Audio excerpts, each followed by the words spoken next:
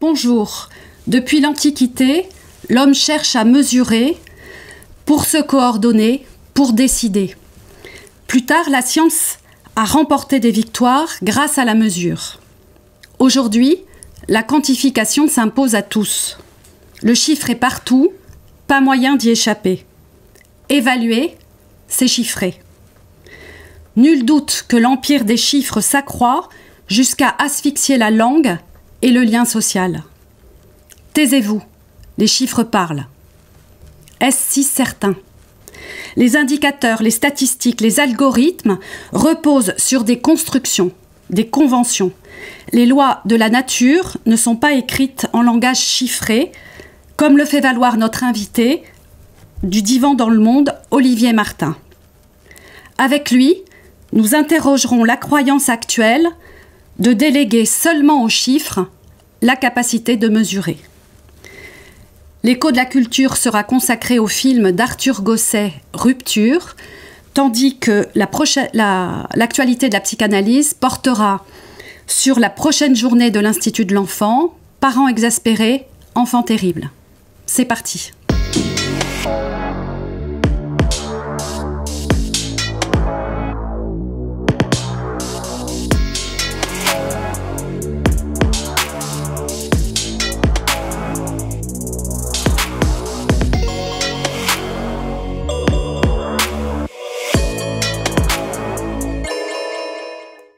Olivier Martin, bonjour. Bonjour. Vous êtes sociologue et statisticien, vous enseignez à l'université Paris-Cité, vous êtes également directeur du CERLIS, le Centre de recherche sur les liens sociaux. Oui, tout à fait. Alors en 2020, vous avez publié un ouvrage, L'Empire des chiffres, sociologie de la quantification. Et là, tout récemment, vous avez publié chez Anna Mosa un autre ouvrage intitulé Chiffres, au singulier.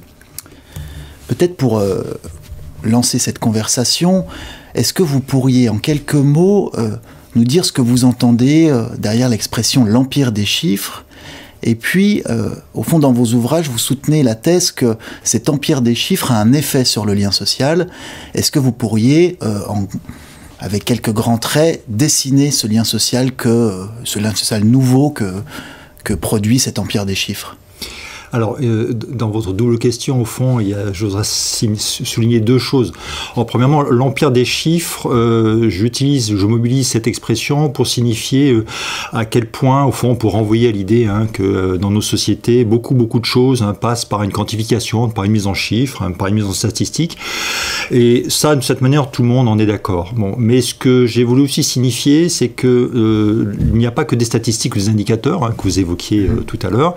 Il y a aussi, de cette manière, un certain nombre de chiffres auxquels on ne fait plus attention, mais qui sont pourtant très structurants dans nos manières de nous coordonner, vous l'évoquiez tout à l'heure, dans nos manières de faire lien ou de s'entendre. Ce sont les chiffres autour du temps. Ici, nous sommes entourés d'un certain nombre de pendules. Il y a des choses qui sont des compteurs qui sont égrenés avant qu'on commence.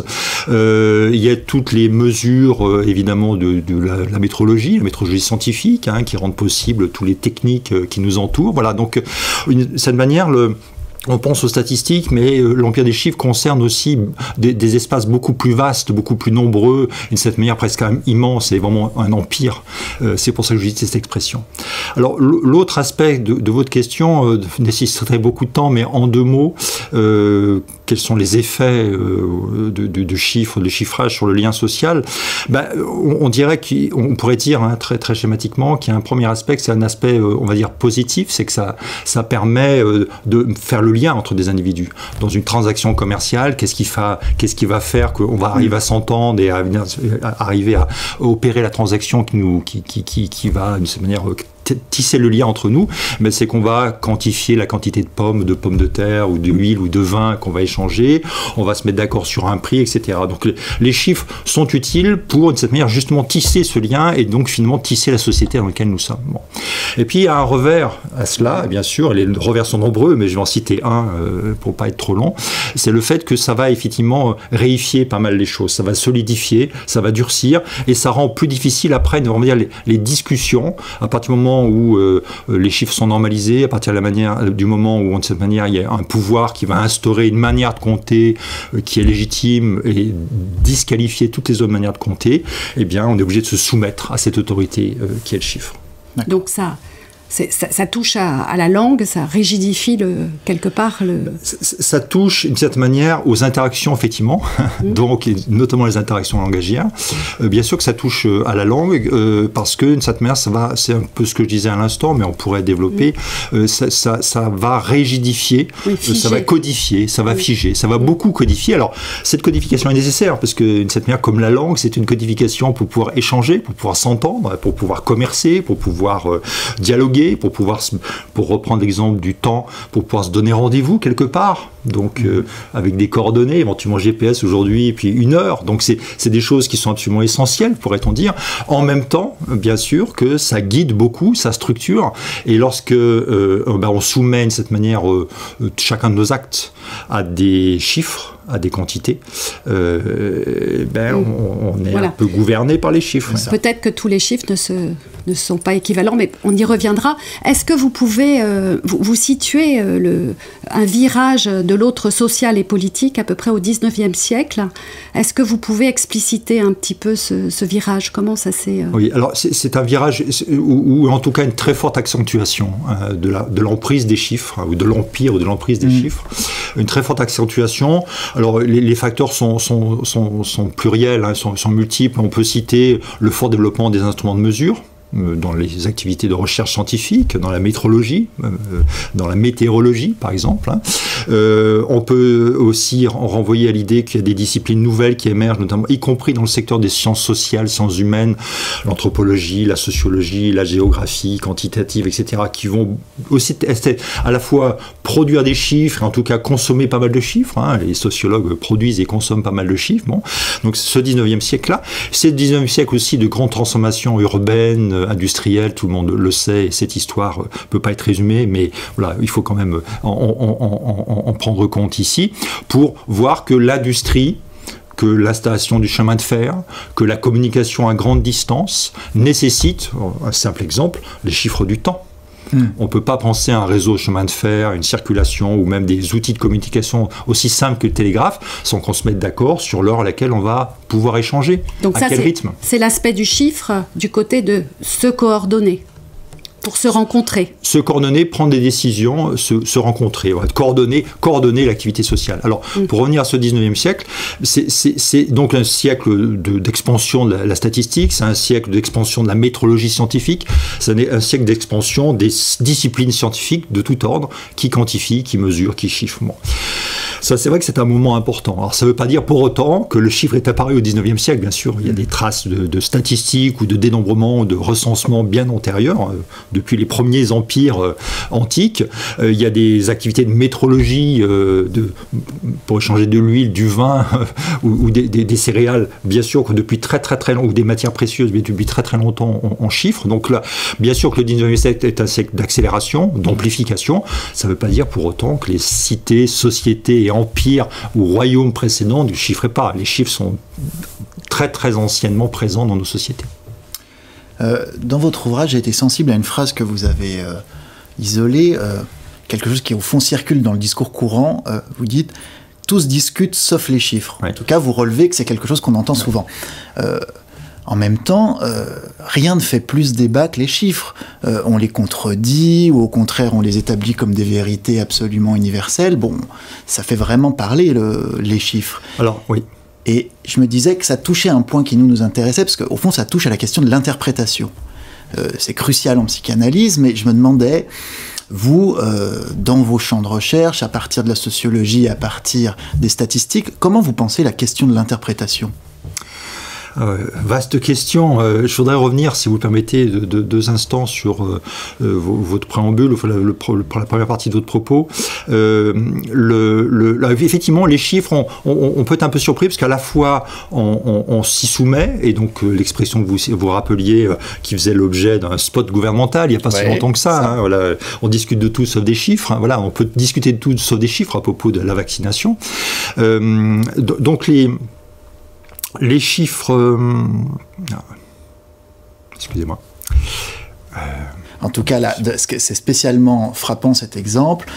On discute de tout sauf des chiffres. On voit bien que là, c'est vraiment des chiffres qui ont fait parler, discuter de façon infinie. Oui, alors en fait, oui, j'ai perdu le fil de mon propos, pardonnez-moi, mais pour y revenir, effectivement, les chiffres sont à la fois des forces auxquelles on est censé se soumettre, et puis des choses qu'on pourrait discuter. Mais en fait, c'est simplement parce que c'est un pouvoir. Et donc le pouvoir, à la fois on s'y soumet, et puis de temps en temps, on veut le contester. Et donc, je trouve que cette tension assez récurrente, finalement, à propos des chiffres, hein, à propos du fait qu'ils sont très forts, mais en même temps, on veut les contester, on veut les critiquer, on nous dit qu'on peut leur faire dire ce qu'on veut, etc. Donc il y a une relativisation radicale des chiffres, en même temps qu'une réification et une fétichisation radicale. Bon. Et je trouve que c'est assez symptomatique du fait que c'est un pouvoir. Oui. Alors justement, ma question va un peu dans le même sens. Est-ce que finalement, les chiffres servent toujours des discours? Est-ce que les chiffres ne peuvent pas servir des opinions?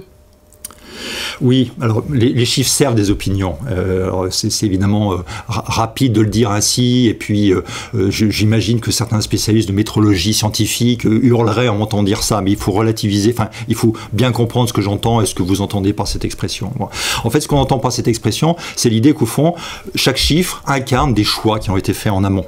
C'est ça. Ils deviennent invisibles parce que justement on a automatisé la production des chiffres, on s'est familiarisé avec ces chiffres, ils nous paraissent tellement ordinaires qu'on en oublie, qu'ils sont le fruit de choix politiques, méthodologiques, conceptuels, théoriques, qui sont très importants. Voilà. Ça, c'est vraiment quelque chose d'important. Le chiffre est un parti pris. Oui, le chiffre est un parti pris. Comprend un parti pris. Alors pour autant, le chiffre est un parti pris, mais le chiffre pour autant n'est pas pour revenir à l'expression que vous utilisiez tout à l'heure, on ne peut pas faire dire n'importe quoi au chiffre parce que c'est un parti pris sous contrainte méthodologique, sous contrainte empirique. Mais oui, c'est un parti pris. Le chiffre incarne un parti pris. En tout cas, du moment où un chiffre est évoqué dans le débat public, la conversation généralisée, là, le cadre méthodologique est plus tout à fait opérant. C'est dans ce moment-là qu'on peut lui faire dire ce qu'on veut. Oui, parce qu'on en oublie justement le cadre méthodologique, ou parfois le cadre méthodologique est très faible.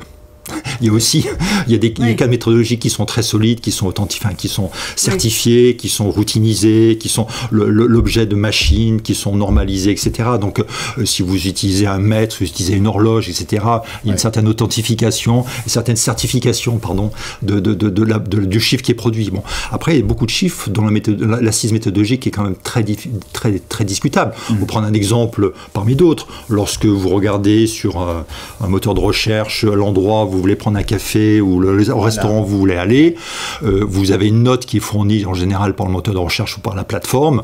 Quelle est l'assise méthodologique de la note qui vous est donnée? C'est l'agrégation de quelques avis de quelques consommateurs. On ne sait pas très bien sur quels critères ils ont noté, on ne sait pas très bien quelle échelle de mesure ils ont utilisé. Ils ont donné une note, on en fait la moyenne. Et ça. Donc là, effectivement, il faut bien voir que dans cet empire des chiffres, pour reprendre l'expression qu'on utilisait tout à l'heure, dans cet empire des chiffres, il y a aussi une grande variété de l'assise méthodologique. Il y a une grande variété de l'assise théorique des chiffres. Hein. Entre le chiffre de l'heure et le chiffre de l'évaluation du restaurant ou du café dans lequel on va s'arrêter pour prendre un café ou pour manger un petit plat, l'écart méthodologique est colossal. Voilà. Donc, mais dans tous les cas, ce qu'il faut retenir, et c'est pour revenir à ce que vous disiez tout à l'heure, c'est que ça va incarner des choix. C'est ça. En tout cas, là, avec cette première partie de conversation, on entend que dans votre expression l'empire des chiffres, il y a à la fois l'extension du domaine du chiffre, mais aussi la dimension de pouvoir. Et ça, c'est sans doute un point qu'on pourra reprendre dans la suite de notre conversation. On va marquer une petite pause, puisqu'on arrive à notre seconde rubrique qui est l'écho de la culture.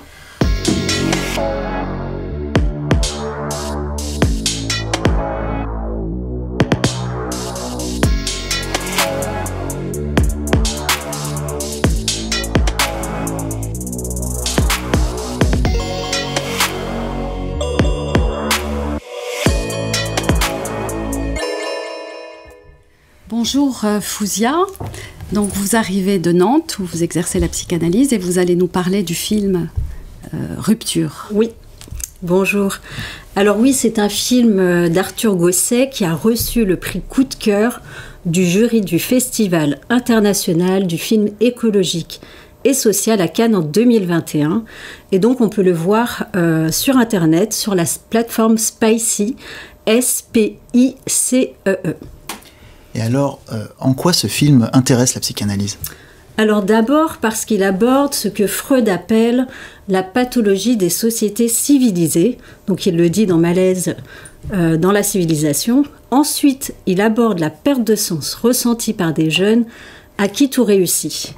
Une crise d'adolescence, celle du passage de l'adolescence à la vie adulte, qui se manifeste par une rupture avec ce qui leur a été transmis par leur famille. Mais ici, il s'agit d'une crise existentielle nouée à la crise écologique. Le film est construit autour de 6 témoignages et comme le note le réalisateur, chaque rupture s'exprime de manière unique.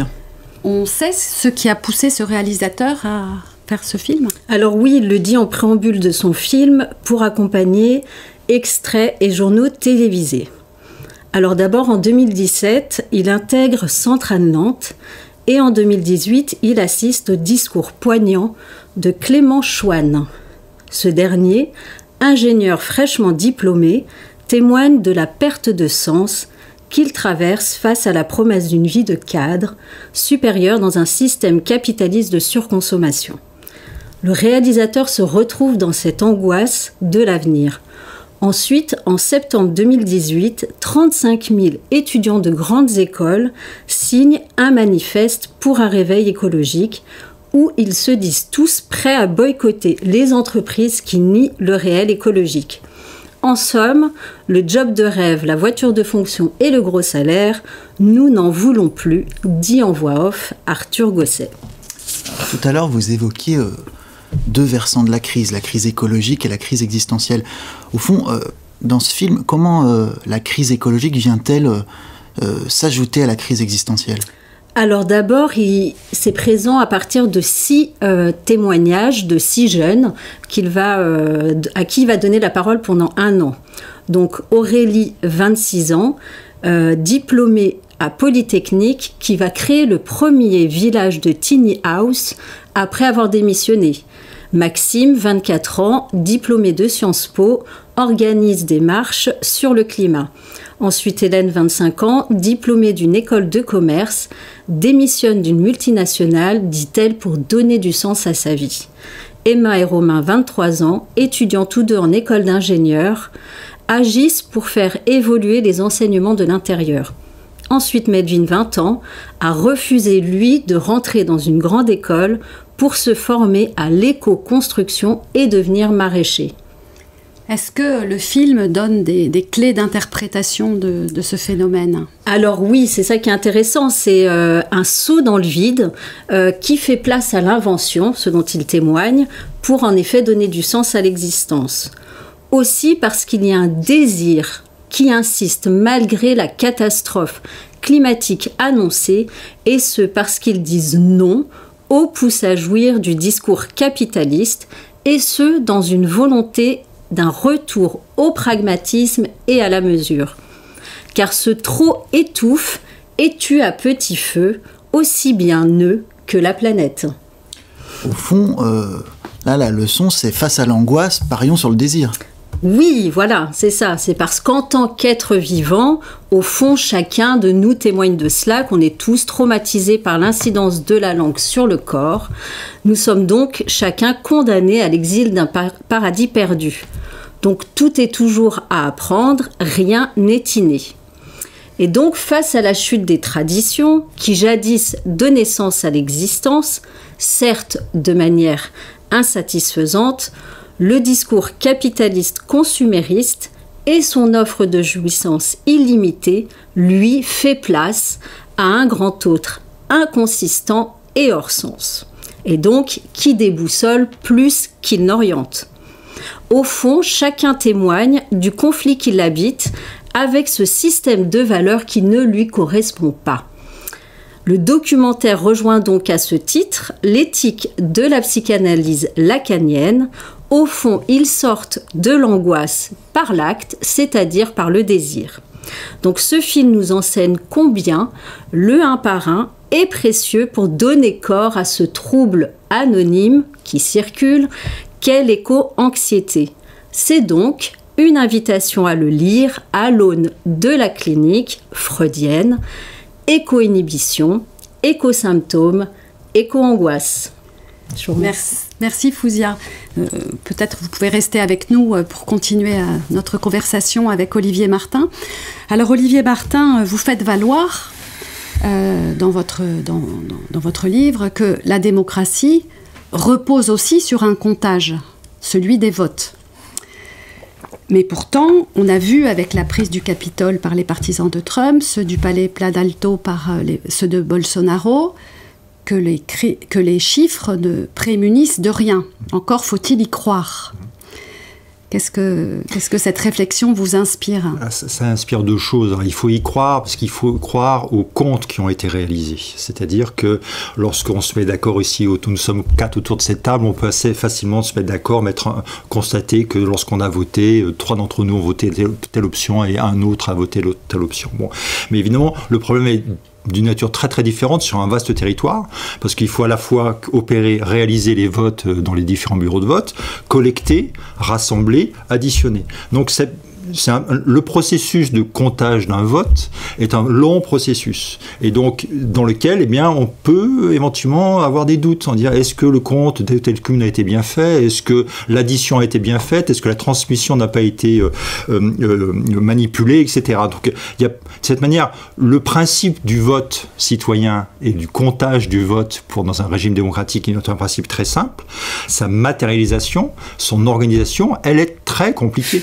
Elle est infiniment compliquée, non, mais elle est très compliquée. Bon. Et donc, quand on réalise un vote, il faut à la fois être en mesure de faire confiance, il faut à la fois, d'une certaine manière, admettre comme principe que le comptage va faire loi, et va faire force, bon. Mais il faut aussi avoir confiance dans la manière dont ça a été compté, la manière dont ça a été additionné, la manière dont les chiffres ont circulé, ont été additionnés, ont finalement produit le résultat. Donc, évidemment, votre question est tout à fait pertinente, bien sûr. On pourrait être surpris que sur un principe aussi simple, les gens soient en désaccord. Hein. C'est vrai pour la tentative de prise du Capitole, c'est vrai aussi à propos du vote au Parti socialiste récemment. On peut s'interroger sur la naïveté la naïveté de ceux qui protestent, qui contestent, mais en fait ils ont pas forcément raison sur le fond, mais on va dire, en raison de la complexité du processus, c'est la porte ouverte à un certain nombre de contestations. Ce qui est drôle, c'est qu'au fond, là, le chiffre dans le cadre du vote, ce serait un chiffre qui a priori serait là pour mesurer la confiance. Oui. Et on voit il faut la confiance dans le chiffre. Confiance. Voilà. On a besoin d'un vaste dispositif dans lequel on a confiance. Et le dispositif est d'autant plus vaste que le territoire est vaste, que le vote est compliqué. Aux États-Unis, vous savez que c'est un peu différent d'en France. Le comptage des votes est très différent, parce qu'il y a les votes par procuration et les votes dans les urnes qui sont les votes à distance, les votes par courrier et les votes dans les urnes qui sont comptés. Donc, ça crée un lieu supplémentaire de doute. Voilà. Oui. Vous parliez de la confiance tout à l'heure. Au fond, vous évoquiez quelque chose qui est maintenant très commun dans nos vies, les évaluations de tous les lieux, disons, de consommation, de loisirs. L'exemple du restaurant, c'est vraiment frappant.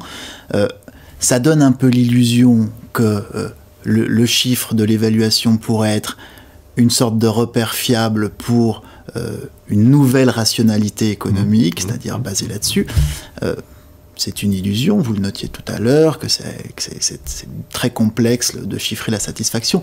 Mais au fond, aussi, ce qu'on sait, c'est que ces données collectées, amassées et traitées sont elles-mêmes l'objet d'un enjeu commercial avec des sommes pharaoniques. Je me demandais, dans votre discipline, comment les statistiques et la sociologie se penchaient sur cette question qui est un autre versant du pouvoir, des enjeux de pouvoir et des chiffres.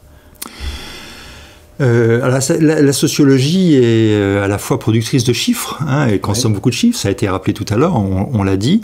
Est-ce que le marché des données d'évaluation que chacun produit finalement quasiment, est-ce que ça c'est étudié par la sociologie par exemple, par les statistiques? Alors c'est saisi par une partie de la sociologie qui va en faire un terrain de jeu, c'est-à-dire récupérer ces données pour pouvoir faire des analyses sociologiques de comportement de consommateurs, un exemple tout simple. Si vous travaillez sur une plateforme de consommation musicale, si vous récupérez toutes les données des auditeurs ou des abonnés de cette plateforme, vous avez un terrain de jeu, si vous me permettez d'utiliser cette expression, formidable pour les sociologues qui vont pouvoir étudier les goûts musicaux, la vitesse à laquelle les gens zappent d'un morceau à l'autre, les univers musicaux, les goûts, etc. Donc, je dirais que la première réponse, c'est de dire qu'au fond, un sociologue, il voit, ou dans les sciences sociales en général, voit dans ces bases de données un reflet de certaines pratiques sociales, et donc c'est un objet sur lequel il va pouvoir travailler pour étudier ces pratiques sociales. Bon. Après, l'autre versant de votre question qui est est-ce que la question du commerce, des enjeux commerciaux, des enjeux stratégiques et des enjeux de manipulation aussi des opinions, c'est pas quelque chose qui est plutôt aux mains, on va dire, et dans la bouche des spécialistes de sciences politiques plutôt que de sociologie. Voilà, et puis, je pense que les sciences sociales, elles sont pas forcément toujours en retard, mais elles mettent toujours un peu de temps à réagir à des phénomènes sociaux. C'est normal, parce qu'il faut tant d'analyse. Et donc, les travaux de sociologie et de sciences politiques sur cette question-là, à mon avis, sont plutôt à venir que réellement aboutis pour le moment. Alors, moi, vous êtes statisticien. Je voulais vous poser une question sur les statistiques. Est-ce que finalement, la statistique, j'arrive pas à le dire, augmente la statistique? Je vais vous donner un exemple. Dans le champ de la santé mentale, on a vu une nouvelle catégorie nosographique apparaître, qui est le TDAH, qui est donc un trouble qui répond à un regroupement de symptômes dont l'étiologie est quand même extrêmement controversée, dont l'épidémiologie est fluctuante, dont le diagnostic est, pour le coup, la validité de l'entité diagnostique est incertaine. Et pour autant, on a répondu aux chiffres, si vous voulez, par des médicaments. Et on s'aperçoit que plus on fait des diagnostics de TDAH, plus ces diagnostics augmentent. On avait vu exactement la même chose avec l'épidémie, si je puis dire, de bipolarité il y a quelques années. Finalement, est-ce qu'on ne fabrique pas des épidémies ? Alors, fabriquer des épidémies, en tout cas, ce qui est certain, pour revenir à la première remarque de votre question, c'est que les chiffres génèrent des chiffres. C'est-à-dire qu'à partir d'une série de chiffres... Oui, mais plus que ça, plus que générer des chiffres, ils génèrent un effet dans le réel. Alors oui, les chiffres... C'est autre chose quand même. Tout à fait. Les chiffres génèrent des chiffres, mais ils réifient des grandeurs. Un exemple que je connais un peu moins mal que l'exemple que vous évoquez, qui n'est pas dans mon domaine, mais par exemple l'intelligence ou la dépression, qui ont fait l'objet depuis de plusieurs dizaines d'années, voire plus un siècle pour l'intelligence, de pratiques de quantification. Si on regarde, si on compare le discours des psychologues qui s'intéressent, ou des philosophes à l'époque qui s'intéressent à la question de l'intelligence au début du XXe siècle, on voit que c'est plein de doutes, on voit que c'est plein d'interrogations sur la nature de ce qu'ils observent, de ce qu'ils cherchent à comprendre, etc. À partir du moment où les tests du QI, enfin les tests des échelles métriques d'intelligence, puis les tests du QI ont été développés, c'est-à-dire on voit disparaître au même moment toutes les discussions sur la nature de l'intelligence. Voilà. On ne sait plus. On a un instrument qui répond en partie à une question. Qu'est-ce que c'est que l'intelligence? Comment la mesurer? on a un instrument qui permet de répondre à ces deux questions en même temps.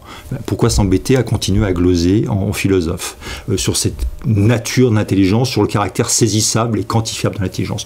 On a un outil qui règle entre guillemets le problème, enfin qui semble régler le problème. Qui est supposé régler le problème. Qui donne l'impression qu'il va régler le problème, bien sûr. Il faut que je vais être prudent dans ma formulation. Et à partir de ce moment-là, la discussion, la dispute, on va dire, entre spécialistes sur la nature de l'intelligence tend à disparaître. En revanche, ce sera des disputes méthodologiques sur est-ce que le test d'intelligence doit incorporer telle ou telle épreuve plutôt que telle autre, est-ce qu'on peut normaliser les tests, est-ce qu'on peut utiliser des tests pour des populations qui n'ont pas la même culture que la nôtre, est-ce qu'on peut utiliser des tests pour des gens qui viennent de l'Est et qui n'ont pas grandi aux États-Unis ou en Europe occidentale, etc. Donc après, on vient à une dispute méthodologique, mais la nature de la grandeur qu'on mesure, elle disparaît. On pourrait dire à peu près la même chose. Alors, je m'avance sur un domaine dans lequel vous êtes bien plus compétent que moi, mais sur la question de la dépression. La question de la dépression avec l'échelle d'Hamilton, qui est née dans les années 60, qui est encore utilisée aujourd'hui pour évaluer les effets des psychotropes et des antidépresseurs. L'échelle d'Hamilton, c'est au début un instrument conçu par un psychiatre américain dans les années 60 pour comparer ces patients d'une séance à l'autre, d'une thérapie à l'autre, pour éventuellement transmettre des patients à d'autres thérapeutes. Et puis ça devient aujourd'hui un instrument d'évaluation des psychotropes, un des instruments. Donc on voit bien que là, à travers ces deux exemples, mais le TDAH sera certainement un exemple supplémentaire, mais je le connais moins bien, on voit bien que la quantification, la production d'une mesure, va, d'une certaine manière, réifier la solution qu'on croit entrevoir, qui est pour le moment qui est au début très partielle, avec lesquels les spécialistes sont très prudents. Oui, c'est ce que nous dit Binet quand il commence à concevoir son échelle métrique de l'intelligence. Oui, attention, ça ne mesure pas. Oui, attention, on ne peut pas comparer. Oui, attention, il faut mettre cet outil dans les mains de psychologues cliniques très expérimentés pour que ce soit utile. À partir du moment où le dispositif s'automatise, se routinise et aujourd'hui s'informatise, eh bien, on n'a plus besoin de psychanalyste, on n'a plus besoin de psychologue, on n'a plus besoin d'une expertise autre que le calcul. On n'a plus besoin de parler et on trouve l'échelle sur Internet. Exactement. Donc là, c'est pas les chiffres pour se rencontrer. Non, absolument pas. À propos d'intelligence, au fond, et pour peut-être conclure là-dessus cette conversation, là, le plus récent du questionnement autour de l'intelligence, c'est les intelligences dites artificielles, oui. Avec notamment... On a beaucoup parlé récemment du site ChatGPT, où au fond on pose une question, on obtient une réponse. C'est quand même ce sont des modèles informatiques qui sont nourris, construits à partir de données chiffrées. Là, c'est vraiment un enjeu crucial. Elles sont construites à partir chez ChatGPT, c'est construit à partir d'un immense corpus de texte, oui. Et de calcul de probabilité, voilà. D'association de mots. C'est ça. Voilà. Au fond, c'est effectivement une bonne application, enfin bonne, je ne sais pas, en tout cas, assez impressionnante application de la statistique et de la probabilité, des sciences statistiques et probabilité. Alors, pas à l'échelle de 10, 20 ou 30 observations, mais sur des millions et des millions d'observations.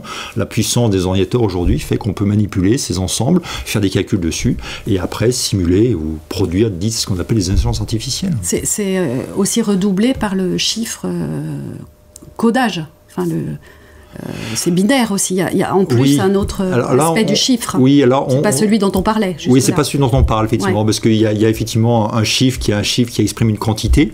Oui. C'est ce dont on parle, une quantité d'intelligence, une quantité d'un niveau de dépression, une quantité de satisfaction du client, l'intensité du vote des citoyens pour tel ou tel candidat. Donc ça, on exprime des quantités.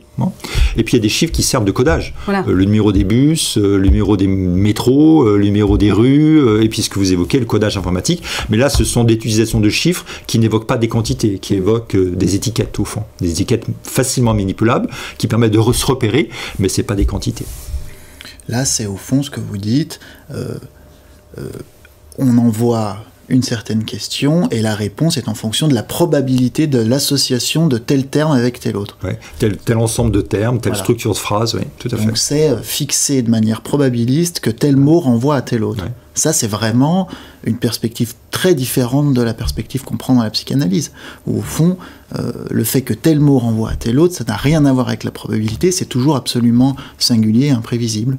C'est éclairant, là, ce que vous soulignez sur le poids de la probabilité? La probabilité dans ce qu'on appelle les big data, le traitement, les outils d'intelligence artificielle, c'est la montée en puissance finalement de calcul mathématique, de calcul statistique, du calcul probabiliste, mais simplement sur des corpus qui ne sont pas simplement des corpus de 2 textes ou de 3 textes ou de 10 personnes, mais sur des corpus qui sont gigantesques. C'est la littérature mondiale qui est sur le web.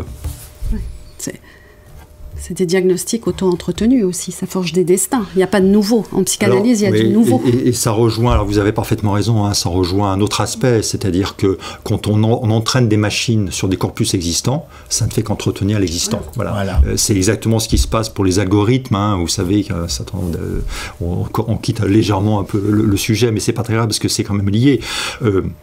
Les algorithmes aujourd'hui, par exemple de prise de décision, ou les algorithmes qui vont indiquer que dans tel ou tel quartier ou telle rue, il y a plus de chances qu'il y ait de la délinquance, et donc ça incite les forces de police à intervenir plutôt dans des rues à telle heure, plutôt dans telle autre rue à telle ou telle heure. Donc tous ces instruments, ils sont évidemment leur expertise ou leur compétence est née de ce qui s'est passé, de ce qu'on a pu enregistrer. Donc tous ces instruments sont très dépendants des mesures qui ont déjà été faites, de la manière dont ces mesures ont été faites. Et donc si on a des systèmes de mesures qui sont inéquitables, qui sont biaisés, pour utiliser ce terme qu'on n'a pas encore utilisé, qui sont injustes, eh bien le système... Qui sont influencés par une décision. On parlait de la question du pouvoir. Là, on voit comment la probabilité peut être complètement remplacée par une donnée décidée de façon autoritaire, totalitaire.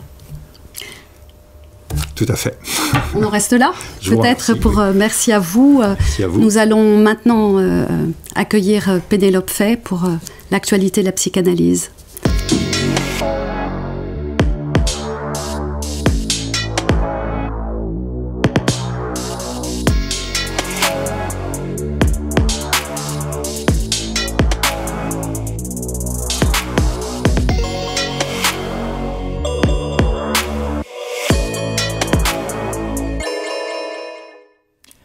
Pénélope Fay, bonjour. Vous êtes psychanalyste, vous exercez à Bordeaux. Aujourd'hui, vous allez nous parler d'un événement qui va avoir lieu très prochainement. Et le thème, sans doute, va intéresser et concerner de nombreux spectateurs. Oui, alors c'est le 18 mars prochain qu'aura lieu la 7e journée d'études de l'Institut de l'enfant sous le titre « Parents exaspérés, enfants terribles ». Donc c'est une journée qui se tiendra au Palais des Congrès à Issy-les-Moulineaux et on entendra des praticiens orientés par la psychanalyse qui mettront au travail ce thème en présentant des cas cliniques issus de leur pratique en institution ou en cabinet. Et puis aussi des psychanalystes qui en déclineront les résonances dans l'orientation lacanienne. Alors au fond, qui sont-ils ces enfants qui inspirent la terreur ? Ils sont ceux dont on se plaint, les turbulents, les violents, les impossibles, ceux qui font pas ce qu'on leur demande, ceux qui sèment la zizanie dans la famille ou à l'école. Au fond, on pourrait dire qu'il y a les semeurs de troubles et les porteurs de troubles. Ceux qui portent un trouble du langage, du comportement, du sommeil, de la conduite. Au fond, que ce trouble soit amené comme un attribut de ce petit sujet qui est conduit souvent en séance par les parents, ou que ce trouble soit revendiqué comme une autodétermination par l'enfant ou l'adolescent lui-même. Et on trouve d'ailleurs un avant-goût de ces axes de travail sur le site de l'Institut de l'enfant. Alors l'Institut de l'enfant, qu'est-ce que c'est ? Alors l'Institut de l'enfant, il a été fondé par Jacques-Alain Miller en 2009. C'est d'ailleurs l'Institut psychanalytique de l'enfant du champ freudien. Et il œuvre pour que soient lus et entendus les travaux des professionnels qui suivent l'orientation lacanienne dans leur pratique auprès des enfants et des adolescents. Et donc, il regroupe des ateliers de recherche. Actuellement, ils sont au nombre de 4. Donc, il y a l'enfant trans, l'enfant neuro, l'enfant placé et la famille RSI. Il regroupe aussi, donc, on y trouve le bulletin d'information, le Zapper, ainsi que la journée d'études, donc, qui a lieu tous les 2 ans. Et donc, tout ça, c'est autant d'occasions de prélever les signifiants qui circulent dans le discours contemporain, et de leur enlever un peu de leur fixité, de les interroger, de les tordre, et puis un peu de faire fondre la glace qui fait leur aspect gelé pour voir un peu de quoi ils retournent, et puis aussi pour chercher ce qui s'y loge, voire parfois pour expliquer ce qui fait leur succès. Alors, vous parlez de faire fondre la glace, peut-être ce qui a dégelé, ou en tout cas interrogé, c'est la paire qui est au cœur du titre de cette journée, Parents exaspérés, enfants terribles. Mais au fond, est-ce qu'on est si sûr que ça que ce soit une paire ? Oui, c'est vrai, dans le titre, ça apparaît comme ça. Parents exaspérés, enfants terribles, surtout si on le prononce vite, parents exaspérés, enfants terribles, comme ça fait un peu une déclinaison de la famille holophrase, comme l'avait appelé Éric Laurent. Et c'est justement ça qui est interrogé. Notamment, on peut lire ça dans le texte d'orientation de Daniel Roy, qui est secrétaire général de l'Institut de l'Enfant, ainsi que dans les arguments qu'on peut lire sur le site de Valéria Sommer-Dupont et Yves van der Weken, qui sont tous deux directeurs de cette journée. Au fond, l'enfant exaspère toujours un peu quelque chose des parents. C'est perceptible d'ailleurs, rappelle Valéria Sommer-Dupont, dans l'étymologie du mot exaspéré. Exaspéré, ça vient du latin exasperare, qui signifie, dit-elle, rendre rugueux, âpre, et au sens figuré, irrité, rendre plus intense. C'est un mot qui évoque le corps, la matière. L'aspérité, c'est ce qui est raboteux, inégal, ce qui manque d'harmonie. Et c'est vrai que l'inégal, c'est ce qui n'est pas lisse, c'est ce petit grain de sable dans la chaussure, c'est ce petit bout de bois mal raboté, c'est ce qui ne coïncide pas. C'est ça, en fait, apprendre la relation parent-enfant du côté de l'intersubjectivité, on rate le coche. Oui, parce que si on reste au ras de l'intersubjectivité, au fond, on reste dans la glu de l'imaginaire. Et d'ailleurs, on se souvient de l'un des arguments avancés par Lacan dans le rapport de Rome en 1953, contre la pratique des psychanalystes de l'époque, à la fois contre les tenants de l'égopsychologie, les théoriciens du contre-transfert, pour lesquels, expliquait-il, il écrivait, il y a une aversion de l'intérêt quant aux fonctions de la parole et quant au champ du langage. Et des années plus tard, Jacques-Alain Miller distinguera l'intersubjectivité imaginaire, qui est inerte, de l'intersubjectivité symbolique, qui, elle, est dynamique. Et c'est parce que l'autre du langage vient secouer l'axe imaginaire que ça remue, qu'une certaine étrangeté pousse à la question, au fond, et que la relation imaginaire, il y a toujours de la dissymétrie qui se loge là-dedans. Et donc ces parents exaspérés, ces enfants terribles qui se présentent comme ça d'un bloc, ils sont véhiculés, et puis surtout ils véhiculent des signifiants qui fondent ce rapport de crise, rapport sans médiation de l'enfant aux parents. Et donc l'intérêt, c'est de suivre toutes les circonvolutions de la langue dans la famille, de sa grammaire, pour accéder au réel qui sème la pagaille. Et ce réel, c'est la valeur de jouissance, des objets, des paroles, des actes posés ou lancés qui ainsi peuvent se dire si on sait les accueillir. Là, en vous écoutant, on en vient à se demander s'il y a un rapport entre les parents et les enfants. C'est la question que posait Lacan en 1976. Est-il, oui ou non, fondé ce rapport de l'enfant aux parents ? Et donc, d'ailleurs, la virgule qu'on trouve dans le titre, au fond, elle nous fait entendre justement il n'y a pas de rapport. Et alors, qu'est-ce que ça veut dire qu'il n'y ait pas de rapport ? Ça veut dire qu'un des termes n'est pas la cause de l'autre, que l'un ne va pas obligatoirement avec l'autre, que ses parents et ses enfants, ils ne sont pas seulement dans une forme d'interdépendance, ils ne se baladent pas bras dessus, bras dessous comme des frères ennemis collés ad vitam aeternam.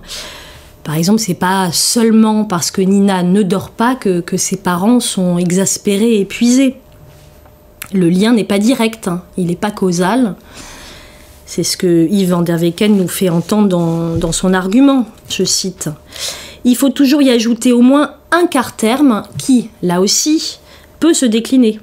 L'autre, le langage comme tel, le phallus, l'objet du fantasme, le symptôme du couple parental, le désir non anonyme et particularisé, etc., etc. Au fond, ça grouille entre eux.